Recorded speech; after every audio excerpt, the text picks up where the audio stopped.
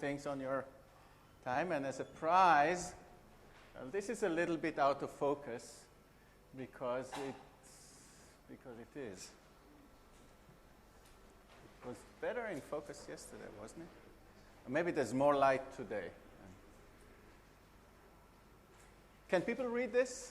Yeah. So there's a theorem of Falting's which says that a curve of genus bigger than 1 has finitely many rational points.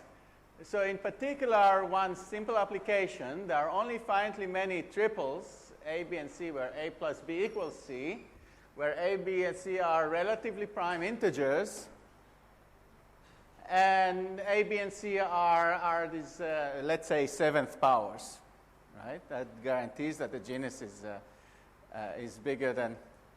This is of course, Fermat says much more, right? But this is a kind of a beginning point for discussing Fermat that people have used, and it's a major theorem of Falting's. So instead of talking about powers, we can talk about very powerful numbers. So suppose that you write A, so we define a number to be strictly powerful if any prime appearing in its decomposition appears at least in that power. Okay? So the conjecture of Campana, I said it last time, restricts this particular innocuous-looking statement. So I told you last time that there's no known way to deduce it from Falting's, and there's a very good evidence for that. Let's come back to that in a minute. The conjecture of Campana implies the following conjecture, that there are only finitely many triples of integers. This, you know, as all conjectures, it's at least fuzzy, but it's a little bit fuzzy, but let's try to make it less fuzzy. Okay. So that triples of powerful relatively prime integers. And moreover, you know, just as here, this number Gothic F, who said it's 7? It's Gothic F. It only needs to be at least 4, right? But of course, when you know it for 4, you know it for 7, because this is, when something is 4 powerful, then it's 7. Then when something is 7 powerful, then it's 4th powerful. So this actually implies asymptotic Fermat. It says that Fermat has finitely many solutions, right? And on the other hand, it's easy to see that it's a weak form of the ABC conjecture. So it lies between Fermat and ABC, and who knows where it is, really. So this is good evidence that I think the battery is going.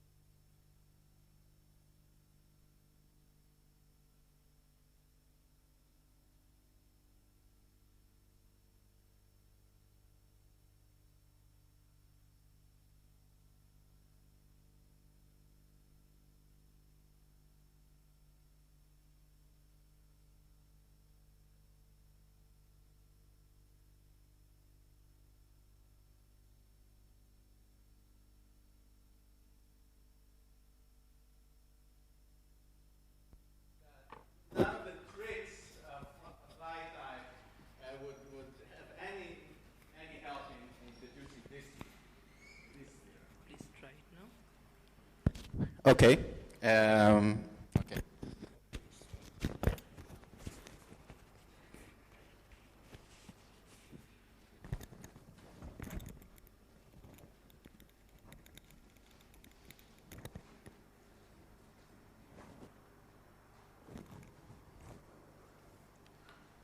Fine. Okay, so this is my little prize for those of you who took the trouble of coming here.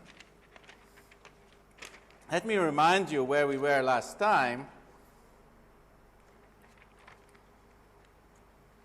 Oh, incidentally, Campana says this for any number field. Just as ABC for any number field implies Fermat for any number field, Campana says this for any number field. So in that sense, it says more than asymptotic Fermat, even for... So even the tricks of Frey type will not be enough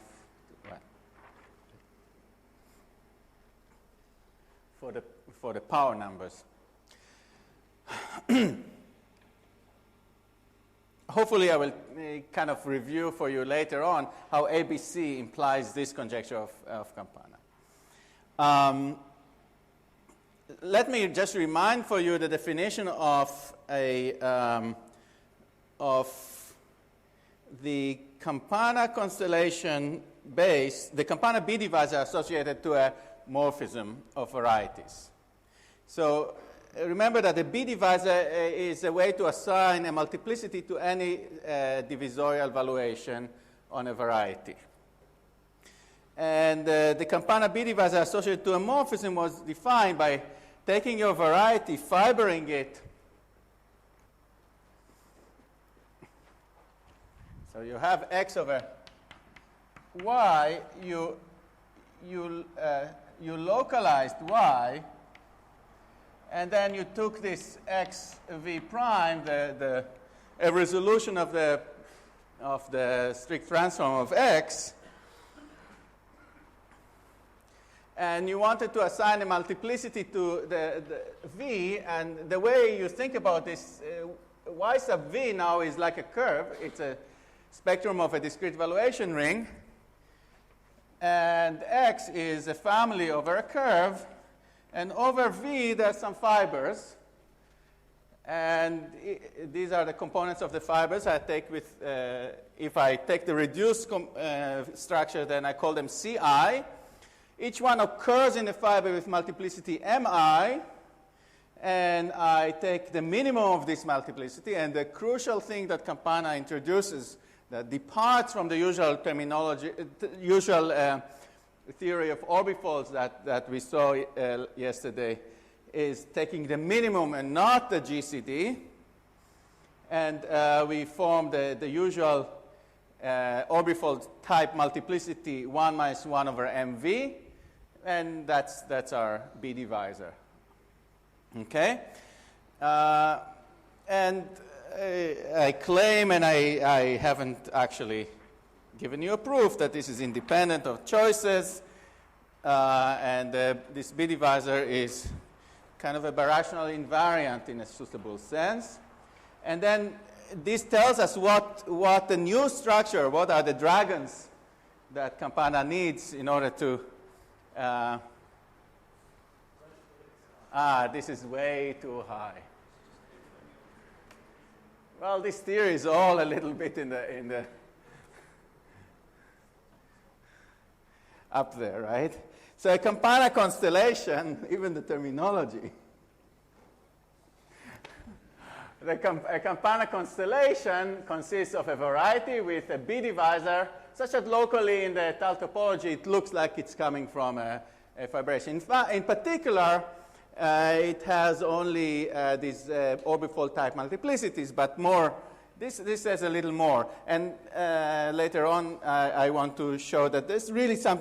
So this is almost incomputable because it requires looking at all blow-ups of y. But I'm going to tell you later on that it's something very firm and rigid, which I call firmament, on which these constellations of valuations hang. So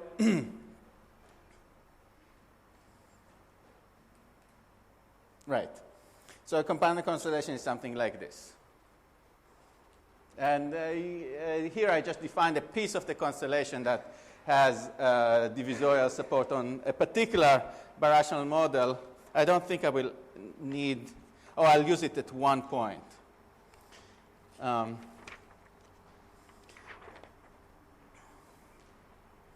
I was asked to define, well, this is a crucial thing. to define a morphism of constellations, and I do it only for dominant morphisms. I don't define morphisms of constellations otherwise. And that's going to be crucial. I will need to refine the theory in order to be able to talk about integral points, because an integral point is a morphism from spec Z to something which is not dominant. It's not onto in any weak sense. So I will need to replace this. This is something that is cooked up to work well for questions of birational geometry. It's not yet suitable for arithmetic. So let x with delta x be a Campana constellation, and f from x to y a dominant morphism. What I define here is an induced structure on y. So here I have delta x, and I want to define, just like I did in the situation of curves, something just like I did when I didn't have delta x. I want to define a structure on y in such a way that the Campana constellation base in that the delta f that I defined in the previous slide will be sort of the maximal one to which something maps. So later on, so if I have y with any delta y, then this always will factor through delta sub f delta x.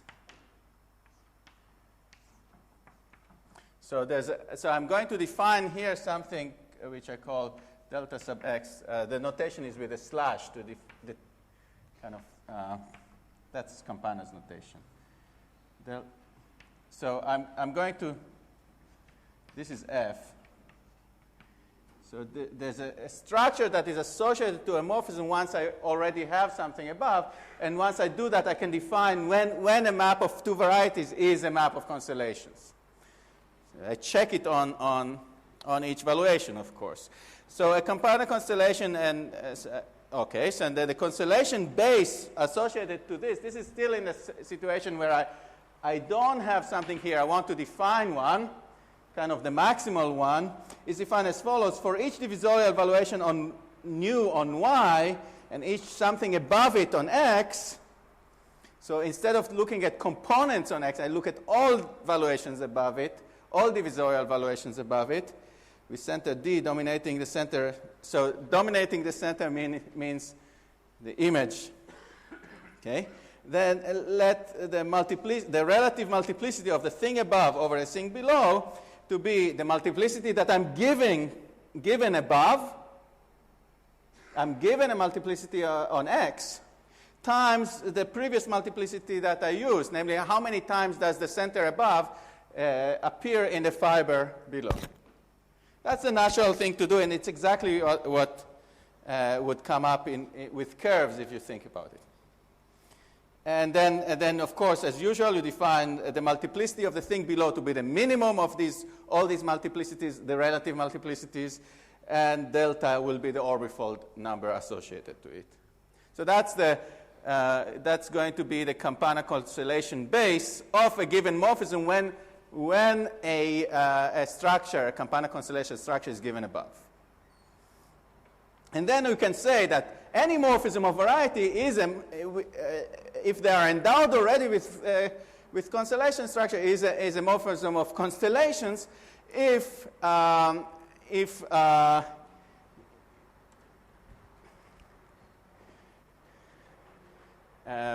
so any morphism of varieties. So I have here x comma delta x. Any morphism of variety is endowed with constellation structure is a morphism of constellation if it factors like this. And so I need just to tell you when does it mean that it factors on the same variety. When is a morphism? I just need to know that an inequality of the multiplicities here have to be bigger or equal than the multiplicities here. That's what it says here. Delta y less than or equal to delta f delta x, which exactly means if you unwind it, for any valuation mu over evaluation nu, the given valuation m sub nu is not more than the relative valuation defined by the formula here. So I agree this is complicated, but this is kind of the natural thing to do.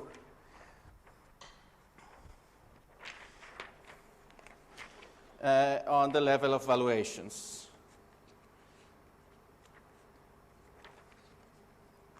And once you have the notion of Campana constellations, so now we have at least a category with dominant morphisms, only with dominant morphisms. One thing we can do now is define differentials and Kodaira dimension. And this what I'm defining here is really what's known as Bogomolov sheaves, but I'm suppressing that because I could go through another hour. And okay, so a rational M-canonical differential omega on Y is said to be regular on the structure. So I'm allowing poles on Y, and I'm saying that it is regular with respect to the structure if the poles are bounded in terms of the structure. So, so it's M-canonical, so it's a rational section of M times Kx. And here I'm saying that the poles along evaluation nu are not more than M times the delta nu that is given. In other words, okay, so this you cannot read. So what I want is exactly something that for any y prime, it's a section of m ky prime plus delta y prime. So this is the one place where I use the part of the constellation with divisorial support on y prime. So for any y prime, it has to be a regular, I mean, at most poles given by this delta y prime. Again, this is kind of an infinite type construction. You have to check, it seems, all modifications. I'm, in some sense, not using all the structure of the fact that this comes from a morphism, at least locally in a Tal topology. And once I use that, then it becomes more rigid, and I can say there's a finite way to calculate it. And once I have that, once I have the notion of differentials, I can define Kodaira dimension. The Kodaira dimension is the rate of growth of the space of sections, or, if you wish, for a large enough M, this is the dimension of the image by this, the space of these sections.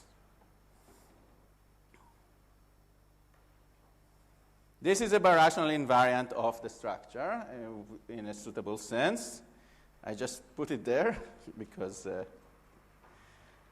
it's a good.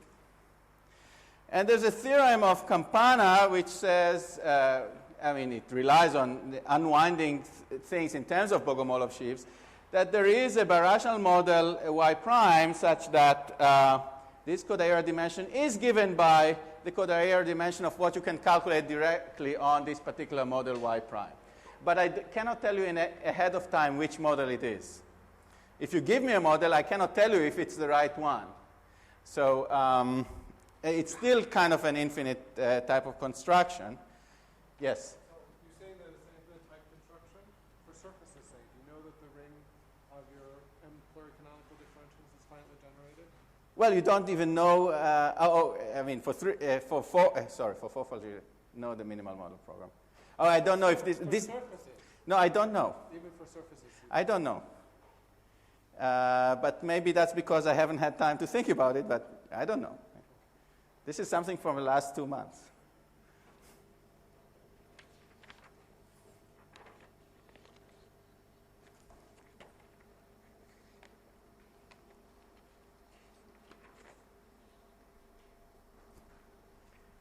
Well, I guess, so wait. So if Campana says that it's this, and all the multiplicities are 1 minus 1 over m, then what do you know about such things for surfaces?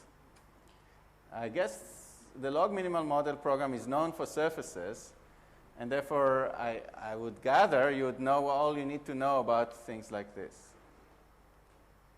In particular, probably that it's finitely generated.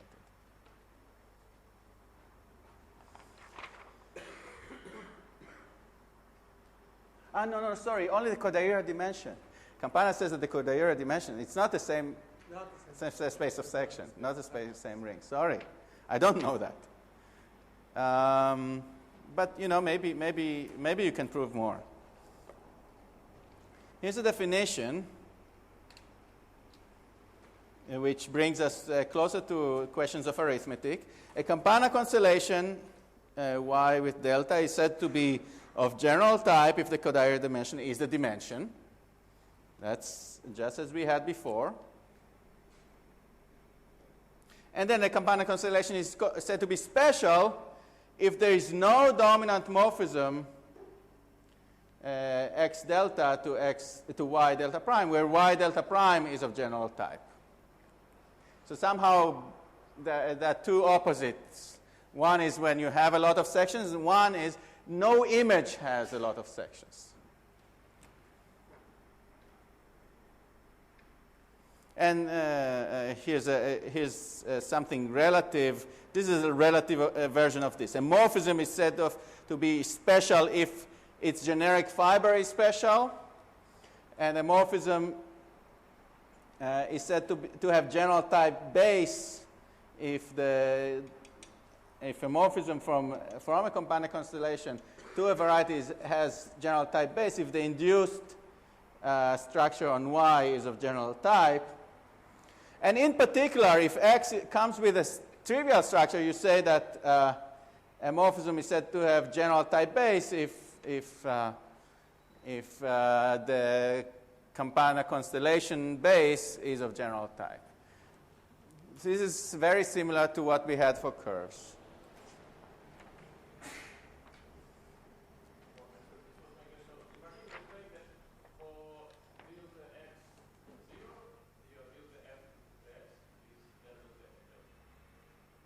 What's that? Delta? This is the case. Trivial means delta f equals 0. Yeah. Delta x equals 0, you have delta f of x equals delta z. Yes. But in the definition of delta f, you get some multiplication by multiplicities from 2 to x. Well, if you translate 0, 1 minus 1 over m equals 0 means 1 over m equals 1. So all the m's are 1.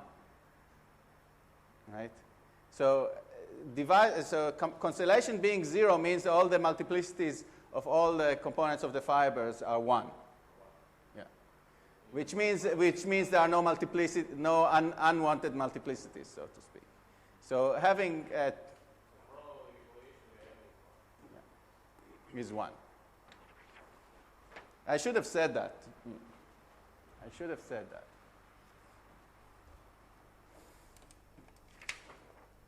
And Campana says, this is not a difficult result once you know you have the background from higher dimensional geometry and the minimal model program and things like that.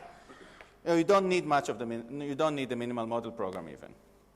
You just need the Fiveg's theorem of subadditivity of Kodaira dimension, which I skipped a couple of days ago. So once you have that, you have this theorem of Campana, which says if you have any Campana constellation, there exists a dominant rational map from X to C of X, unique up to birational equivalence, such that first it has a special generic fiber. So all this is just like the rationally connected fibration. All the special things are in the fiber, and the base is of general type. So I'm saying here this is final for so it has the biggest possible special fibers among all maps, and the biggest possible base of general type for all maps. Yeah, it has this universal properties. It's called Campana calls it the core. I call it the Campana core of x comma delta x. And the image constellation is the core constellation of x delta x.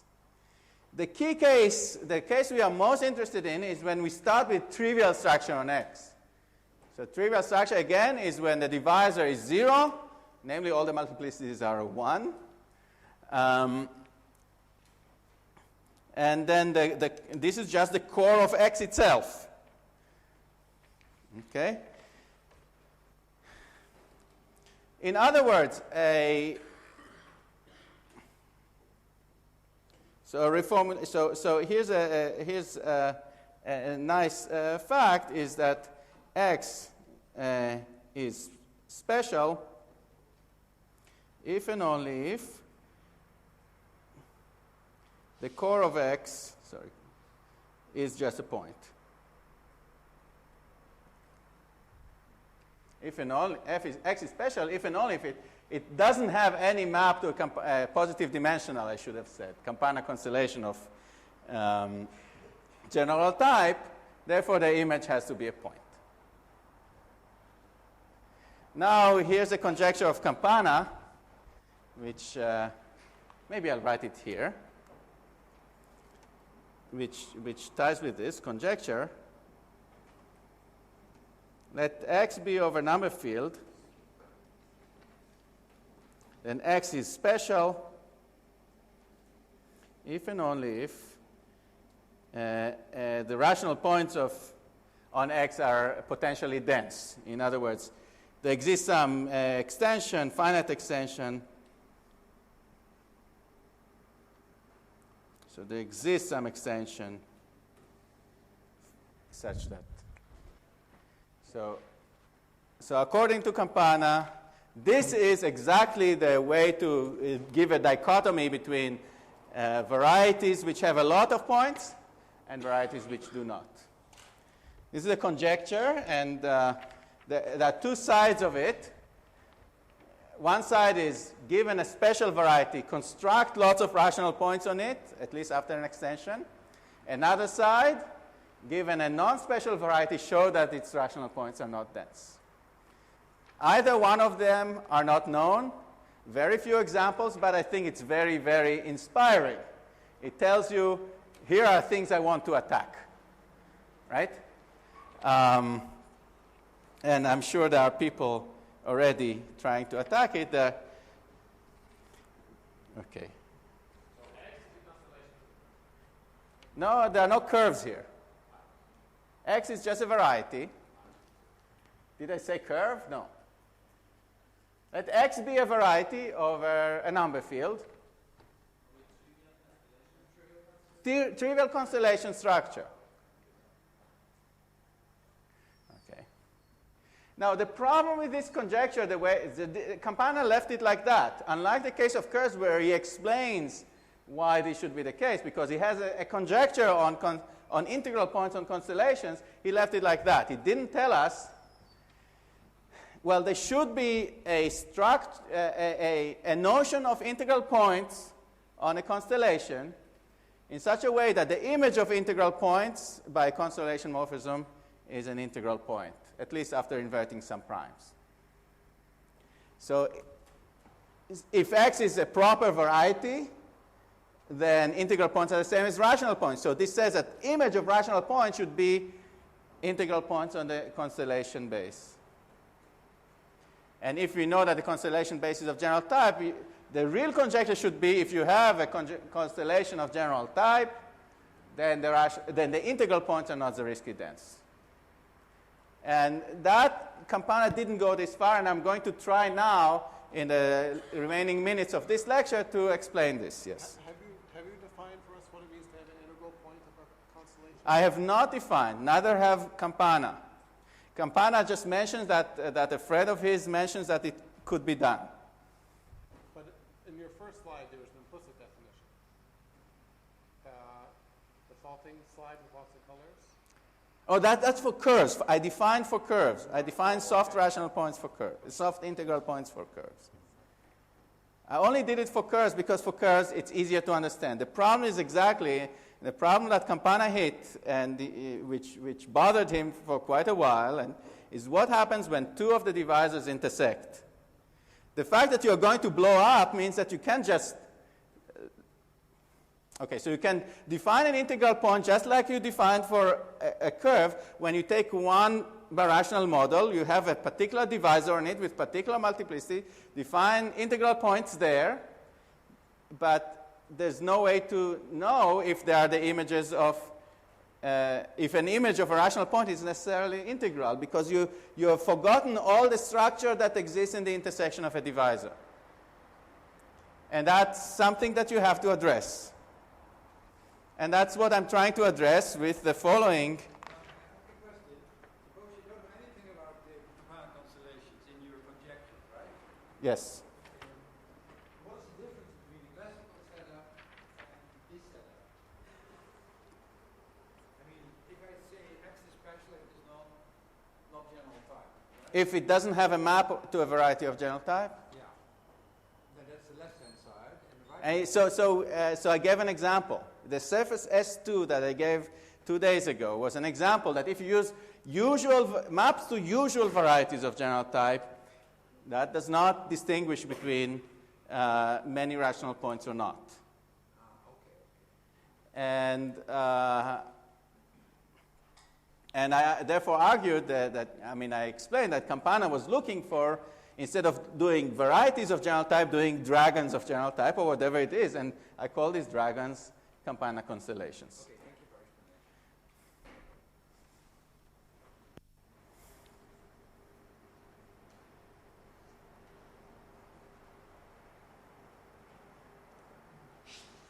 explaining. Firmament supporting constellations. So if you read the ancients, the heavens are not, the constellation is what you see, but there's really something firm that holds, there's really a sphere that is rigid, that holds everything. So since this is kind of a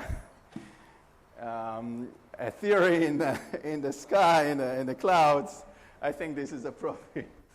So firmament supporting constellations and integral points. So this will allow me to define integral points. I need a combinatorial way to handle these things in a non-infinite way, so I can actually compute things. I need to understand non-dominant morphisms, so I have a chance of looking at integral points and reduction. And the only way I know so far to introduce combinatorics into algebraic geometry is using toroidal geometry, and in particular toric geometry. So let me just remind you, so Chinkel mentioned toric varieties, I guess 2 weeks ago. And I don't know how fair it is to rely on something that you were told 2 weeks ago, but I only have an hour and a half for this lecture, right?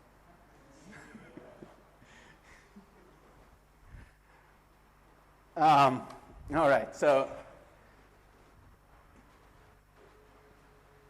what's a toroidal embedding is a variety which locally looks, so here's a variety together with an open set, and what I draw is a complement of the open set, evidently. A variety which locally looks as if it comes from a toric variety. So there's a small analytic neighborhood of any point here. For any point, there's a small analytic neighborhood, so which is isomorphic to an analytic neighborhood of a point on a toric variety. So toric varieties I draw kind of straight, other varieties are kind of curvy. And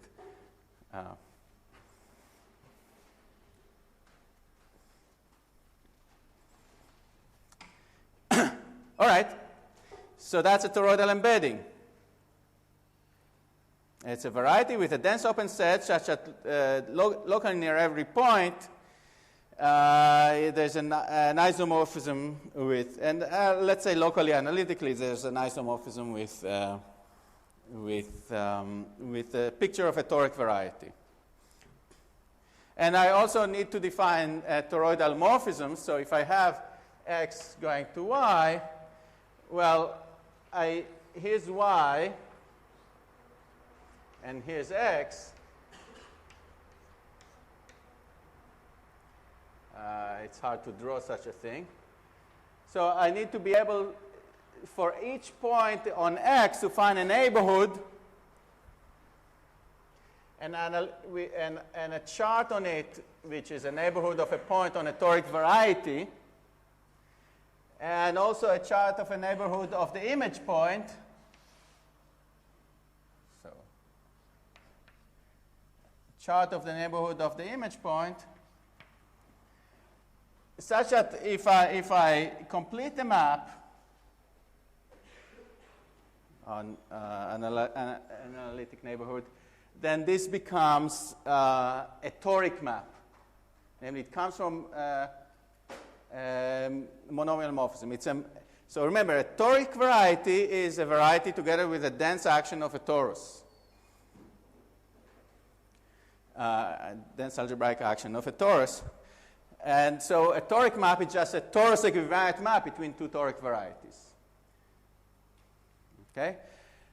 Now, toric varieties are combinatorial objects, and therefore I have a sort of combinatorial description of a toroidal morphism. And let me flesh this out a little bit. Yeah. I have not yet done that. I'm not defining integral points on constellations of higher dimension. I'll define integral points when I have a firmament supporting the constellation. And that's because I couldn't actually find maybe there is, but I couldn't find a good notion that will do what I need to do to explain this conjecture of Campana. So to a toroidal embedding, we can attach an integral polyhedral cone complex. So for a toric variety, I have a fan, as Chinkel has showed you. But for a toroidal embedding, so let me draw a toroidal embedding and just indicate roughly how this is done. So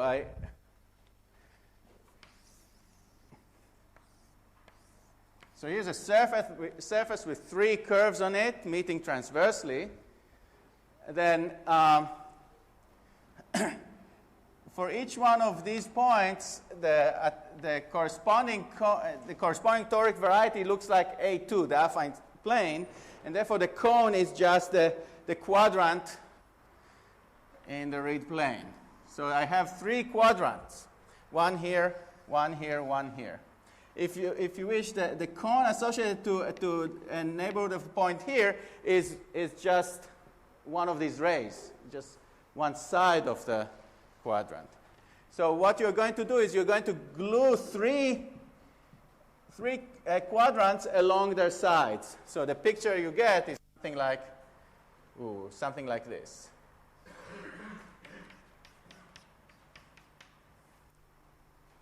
Now, I insist that this is not inside the plane necessarily. This is just a picture of an abstract way to glue three quadrants. If you had instead a picture that looks like this, you'd have to glue two quadrants along their sides.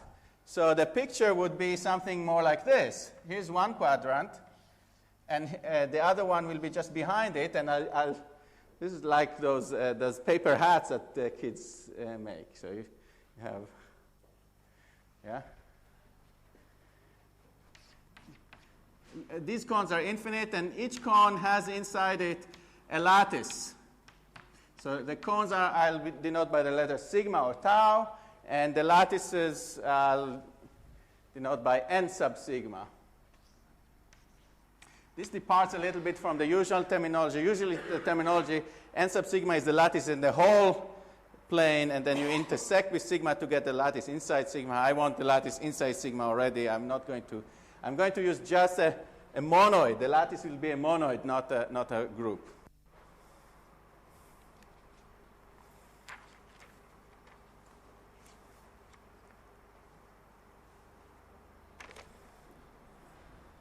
So this is what's written in that transparency, the complex can be pieced together using the toric picture. This is what I just said.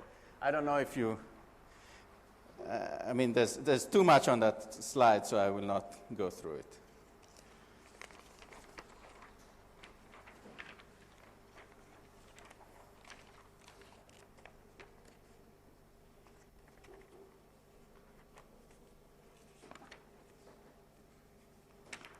I'm going to have to relate it to valuations because I want to say that there's a constellation hanging from a firmament. I haven't defined firmaments yet. So the point is that these cones, instead of reading this, which is a little too much, let's think about what these cones stand for. The points of the cone correspond in the toric picture to one-parameter subgroups of the torus. And if you think about it hard enough, you can think about them also as valuations of the toric variety. Because as a one-parameter subgroup, as the one-parameter subgroup goes, you can evaluate, these are one-parameter subgroup with a limit point in the toric variety. And you can evaluate, so that's a map of a discrete valuation ring into the toric variety, and you can evaluate the monomials on the one-parameter subgroup, and this lattice n sigma is exactly the dual of those monomials on the toric variety. So you can do the same thing for almost any discrete valuation. You have to be careful that a discrete valuation is not supported on a boundary. You can do something with a boundary too, which I will not discuss. So let's suppose that you have a discrete valuation whose generic point is in the open set of the toroidal embedding. So I have a map. So here's a map from a discrete valuation ring into our toroidal embedding,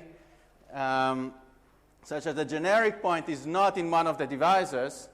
I'll transport it by the local picture to the toric variety, and then I evaluate the monomial on the discrete valuation ring and record the valuations. That gives me a point in the dual space to the monomials, which is just this lattice. So for each discrete valuation ring that has its generic point in the open set, I get a point in the lattice, which this is the point which I call n sub, what did I call it? It's there, sorry, it's over there, n sub v. For each discrete valuation, I have n sub, it's n sub nu, I guess.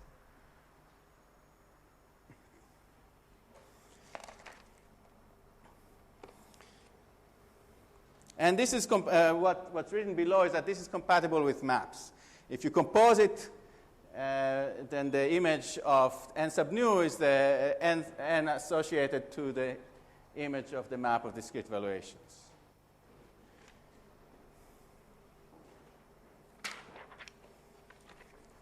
And once I do that, I can see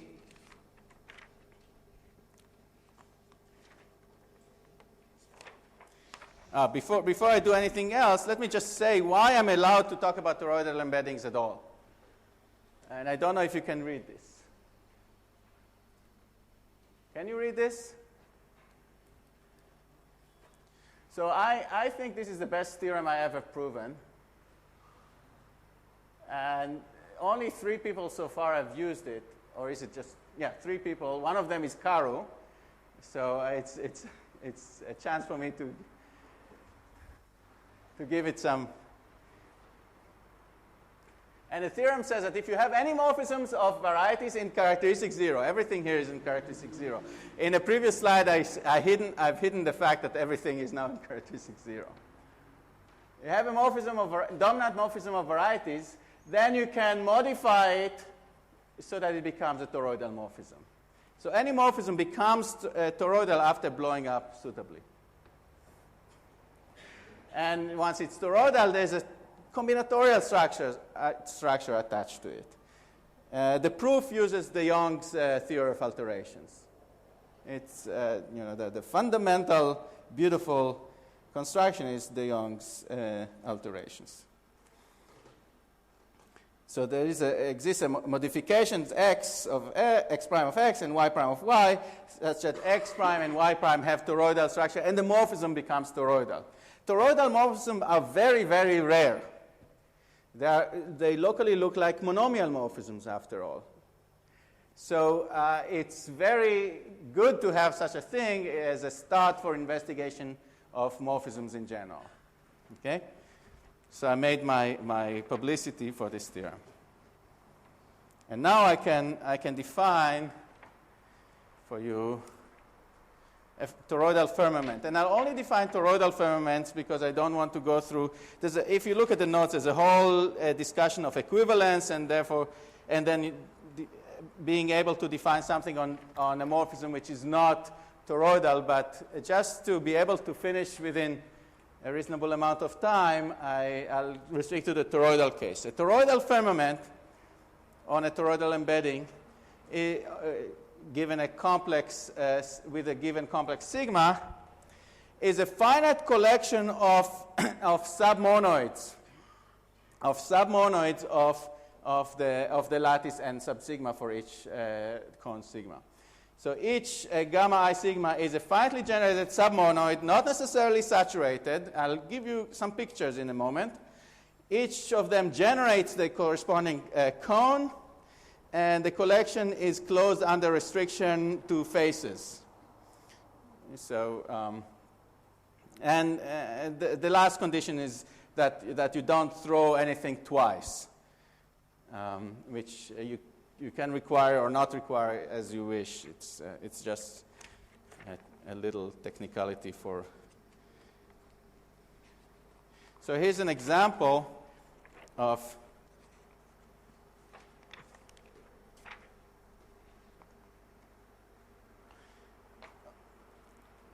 and what I'm describing here is toroidal morphism. Here are some lattices, some cones, and some submonoids inside them. So here's just the positive. In the first three examples, this is a positive real line. The lattice n sub sigma is always denoted by the black dots. And the red dots is the submonoid that I choose. So here's just the even number. Here's the even numbers.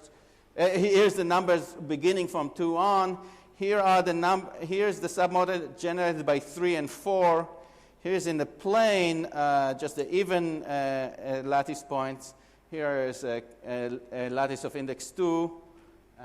And here is an example where, remember I said they're a finite collection. Here's an example where I have 2 submonoids inside the lattice. The things here will come in a minute. A morphism from a toroidal, so just a morphism of firmaments. A morphism of toroidal firmaments is just a toroidal morphism. Sorry, it doesn't need to be a toroidal. It's just a morphism which has this property such that for each sigma and each I, the image of the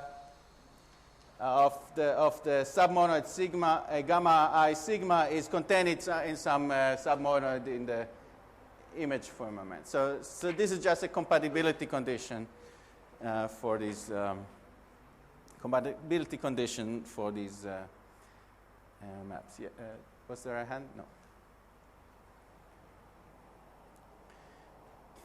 So for instance, I need to draw a picture.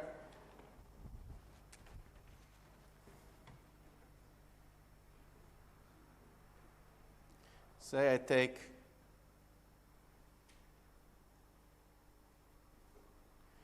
in the plane, I take the firmament given by choosing things that are multiples of 3 in this direction and multiples of 2 in this direction. And then you look at this submonoid, and you take its image, and what you get is a submonoid which is what I drew before. The thing that is generated by 2 and 3, which is the image is this.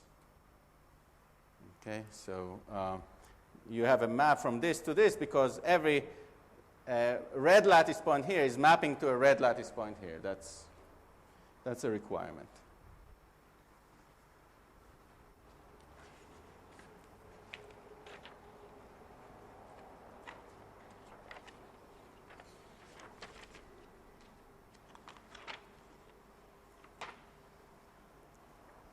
Now I'm going to do something nasty. I'll remove this for just one moment. I'm going to do something nasty. I'm going to remove this because I'm restricting attention just to toroidal firmaments. And just look at the top. Let F be a flat toroidal morphism of toroidal embeddings. Then the base firmament, this is what I drew there. The base firmament associated to a map is defined by the images, exactly the images of the lattice, the marked lattice points upstairs. So the base firmament, so the trivial firmament is obtained by just taking the whole n sigma. So the base firmament of a map, when I don't have any auxiliary structure upstairs, is obtained by just taking the image of the lattice points. So if instead of having a map where I have the black ones, if the black ones were just the red ones here, then the image firmament would be given by the red ones here. So I should have drawn this without the black ones and just looked at the image red ones. That's the image firmament. You take the lattice points upstairs and look at their image. It's going to be a monoid. It's not going to be a complete lattice. It's not going to be saturated. And what I gave you here, and the thing that I just erased, is a collection of examples of what the images look for different maps. So if t equals x squared, I see just the even points. If t equals x squared y cubed, I see the submonoid generated by 2 and 3. If t equals x cubed y fourth, I see the submonoid generated by 3 and 4, as you can imagine from 3 and 4 in the exponents. So it's a funny submonoid. It has a couple of holes, but then it starts being kind of regular. This is the example where s equals x squared and t equals y squared. You just get the even lattice points.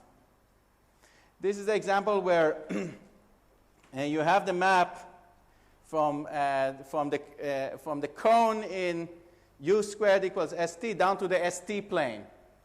U squared equals st is a toric variety. And I take its natural toric structure and I map it to the st plane.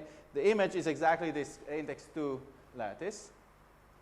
If I take the union of two copies of the affine line with two maps, one is the map where I squared x and one is the map where I squared y, then I have two different submonoids. One is the lattice where the x coordinates are any integer and the y are even, and the other is the opposite. So here's an example where I had more than one submonoid.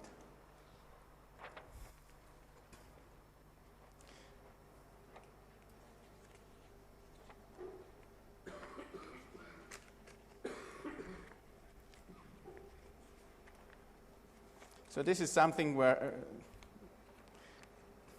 I wish I could spend a couple of days explaining this.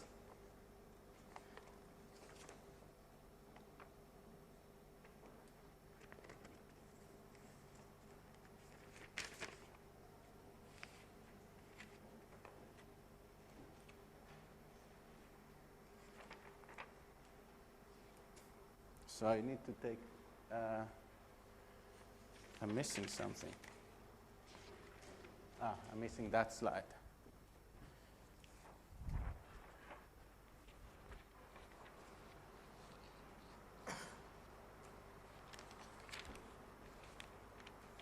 And my slides are in the wrong order, but what can I do?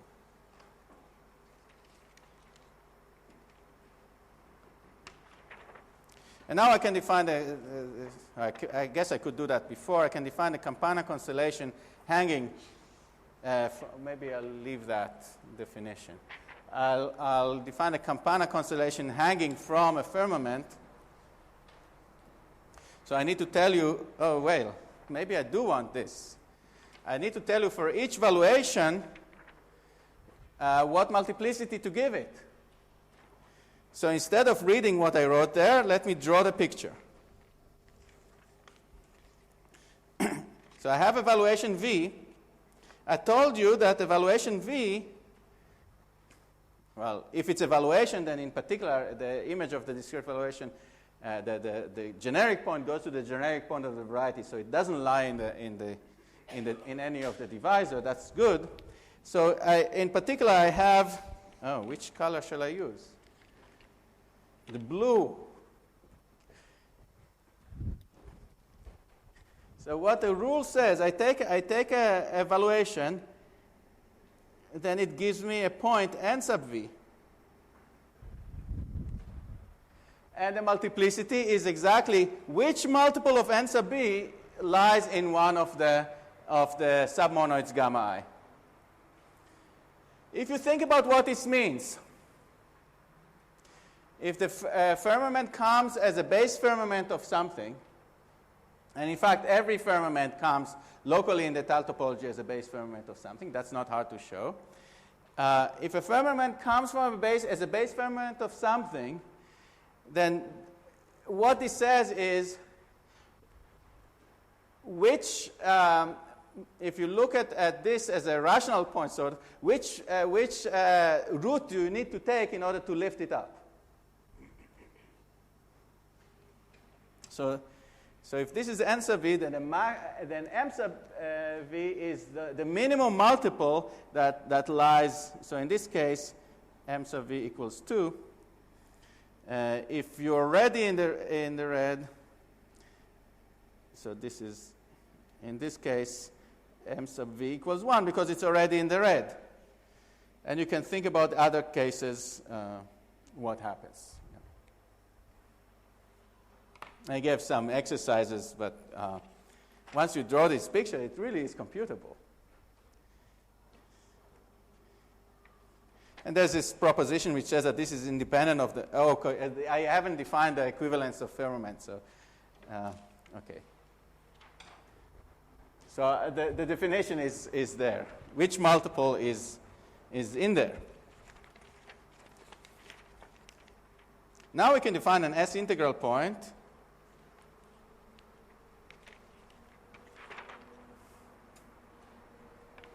If you have a rational point on a variety Y with a firmament structure, a toroidal variety, a toroidal embedding together with a firmament structure, then you can and you have a point which does not, for the time being, I define only for a point that is not in a divisor. It can be done in general, but let's define for a point not in a divisor of the toroidal structure.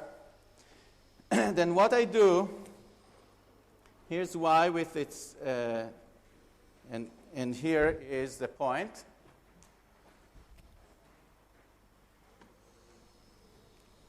I spread it out over spec Z,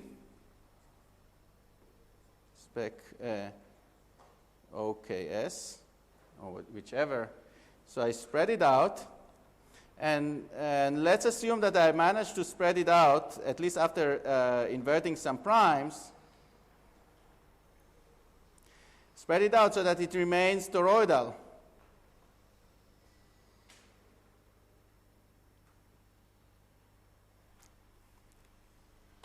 Then I can think of the closure of this point. I can think of the closure of this point as a morphism from spec Z to the variety upstairs. And I can put spec OKS, and I can put the trivial constellation structure downstairs, which means that, well, I need to do something. I need to give it, so I haven't defined toroidal structures in this case, in the mixed characteristic case, but at least you can imagine what you would do with divisors on spec OKS. And the condition is that that this is a map of firmaments.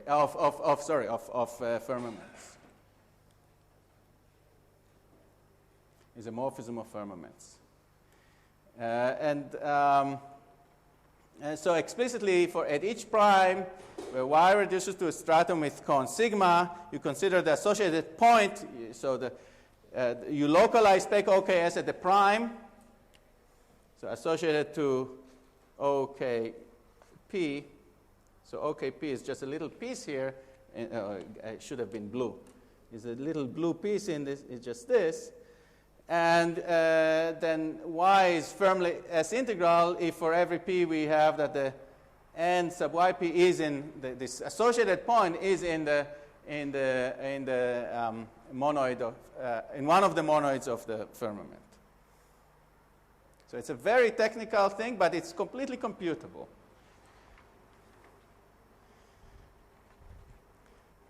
And just to finish,